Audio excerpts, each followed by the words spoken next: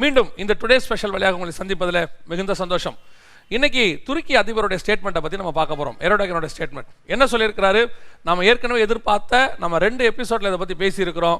அவர் தன்னுடைய பார்வையை எருசலேமுக்கு நேராக திருப்பி இருக்கிறார். ஏற்கனவே துருக்கியில் இருந்த 2 கிறிஸ்தவ மியூசியத்தை, அதாவது அதுக்கு முன்னாடி தேவாலயம், அதற்கு பிறகு மியூசியம், அந்த மியூசியத்தை இப்பொழுது மாஸ்காக மாற்றி இருக்கிறார். அது அவருடைய வழிபாட்டு தலமாக மாற்றப்பட்டிருக்கிறது. அதற்கு பிறகு அவர் அப்பவே சொன்னார், எருசலேம் அடுத்து எங்கள் வசம் வரும், நான் எருசலேம் பக்கம் பார்வையை திருப்புவேன்னு சொன்னார். காரணம், அங்கே இருக்கிற மாஸ்க், ஓல்டு சிட்டியில் இருக்கக்கூடியதான மாஸ்க் அல்லரீம் அல் அக்ஸா, இந்த 2 பகுதியில் இருக்கக்கூடிய மவுண்ட், டெம்பிள் மவுண்ட்ல இருக்கக்கூடியதான அந்த மாஸ்க் எங்கள் வசம் வரும் அப்படின்னு சொன்னார்.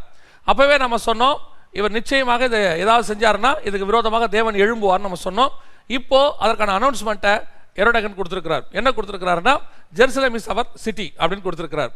இந்த எருசலேமை பற்றினதான ஹிஸ்டரி நமக்கு நல்லாவே தெரியும். ஆபிரகாம் காலத்திலிருந்து இயேசு கிறிஸ்து வரைக்கும் நம்மக்கிட்ட பழைய ஏற்பாடு, புதிய ஏற்பாட்டில் அதுக்கான ஹிஸ்டரி இருக்கு. ஆனால் இந்த துருக்கிக்கும் எருசலேமுக்கும் உள்ள தொடர்பு நமக்கு தெரியுமா அப்படின்னா, அதை பற்றி மட்டும்தான் கொஞ்சம் உங்களுக்கு எக்ஸ்பிளைன் பண்ண நான் விரும்புகிறேன். என்ன அப்படின்னு கேட்டிங்கன்னா, இந்த எருசலேம் விரட்டப்பட்டு, யூதர்கள் கிபி 70 விரட்டப்பட்டு உலகமெங்கும் சிதறடிக்கப்பட்டார்கள்.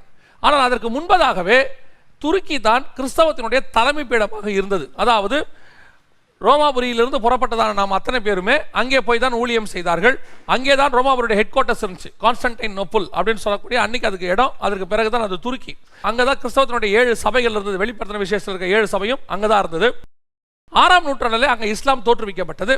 அதற்கு பிறகு கொஞ்சம் கொஞ்சமாக அங்கே இருக்கிற கிறிஸ்தவம் எல்லாம் விரட்டி அடிக்கப்பட்டு விட்டது. அதற்கு பிறகு பார்ப்பரசர் தலைமையில் கீழே அவங்க போயிட்டாங்க.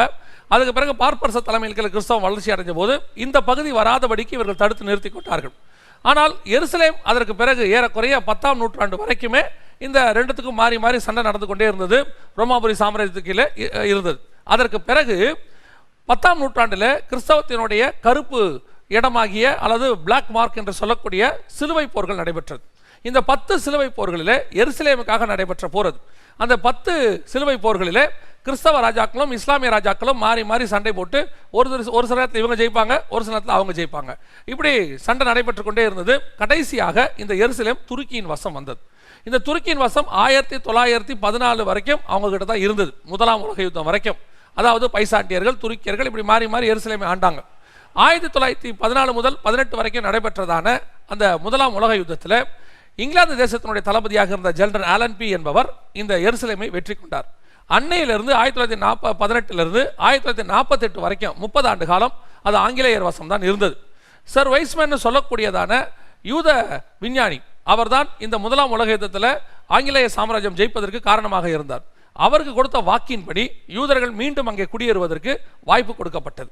இது தேவனுடைய தீர்க்க தரிசனம். மீண்டும் அவர்களை கூட்டிக் கொண்டு வருவேன், கிழக்கை பார்த்து வைத்திராதே என்று, வடக்கை பார்த்து வைத்திராதே என்று நான் சொல்லுவேன் என்று கர்த்தர் சொன்ன தீர்க்க தரிசனத்தினுடைய நிறைவேறுதலாக அது நடைபெற்றது. அதற்கு பிறகு 1948 ஆங்கிலேய வசம் இருந்து முழு இஸ்ரவேலாக அவர்கள் விடுதலை ஆனார்கள். அப்பொழுது கூட எருசலேம் இஸ்ரவேல் வசம் இல்லை, அது துருக்கியின் வசமும் இல்லை, அது ஐநா சபை கண்ட்ரோல்ல இருந்தது.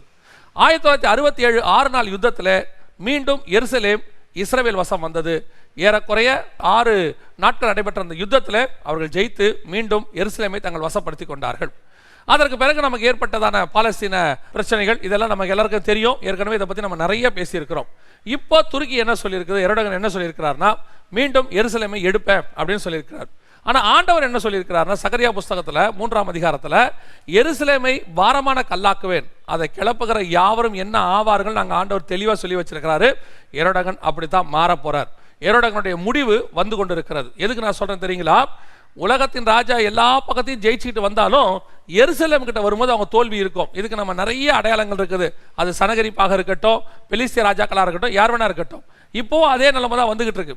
இந்த துருக்கி எருசலேமை எடுக்க முயற்சி பண்ணினாலோ அல்லது அந்த டோமாஃப்ராக் என்று சொல்லக்கூடிய அந்த மாஸ்கை எடுக்க முயற்சி பண்ணினாலோ இதற்கு விரோதமாக தேவனே களமிறங்குவார். நான் சொல்வேன், ஏன்னா நான் எருசலேமை குறித்து இஸ்ரவேலை குறித்து பேசுவதை விட அது தேவனுடைய நகரம், அது பாவம் செய்கிறது, ஆனாலும் தேவன் அதை விட்டு கொடுக்க மாட்டார். எருசலேமில் அக்கிரமங்கள் இருக்கிறது, ஆனாலும் தேவன் விட்டு கொடுக்க மாட்டார். அவங்களை சரி பண்ணுவார், அடிப்பார், உடைப்பார், காயப்படுத்துவார், கட்டு போடுவார். அது அவருடைய பிள்ளை அவர் செய்வார். ஆனாலும் எருசலேம் மீண்டுமாக இஸ்ரவேல் வசம் தான் இருக்கும், அது யார் கைக்கும் போகாது. இப்பொழுது எரோடகன் ஆரம்பிச்சிருக்கிறாரு. எரோடகனுடைய முடிவு எழுதப்பட ஆரம்பித்து விட்டது. இனி காலம் செல்லாது, நம் கண்களுக்கு முன்பாக எரோடகனுடைய முடிவை நாம் பார்க்க போகிறோம். கர்த்தருக்கு சித்தமானால் இன்னொரு டுடே ஸ்பெஷல் வழியாக உங்களை சந்திக்கிறேன். God bless you.